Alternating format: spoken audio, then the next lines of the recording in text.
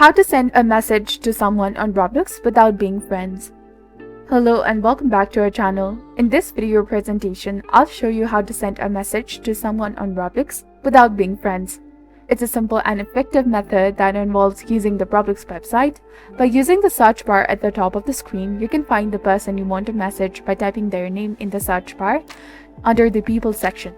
Once you've found the person, go to their profile, and if the message button is grayed out, it means that the sending messages to the user without being friends is not possible.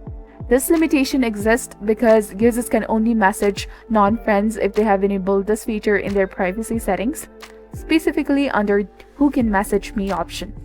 By going to your own privacy settings, you can change the messaging permissions to include friends, users, and follow, no one, or everyone. The ability to message people without being friends depends on the recipients choosing the everyone option. In a different scenario, if the message button is active, it means that the person has allowed messages from everyone in their privacy settings. To ensure smooth communication, adjust your settings to allow messages from everyone. Once you see the message button is available on the recipient's profile, just click on it, write a message, and send it.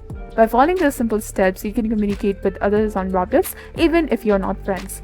I hope this tutorial has explained how to message someone on Roblox without needing to be friends.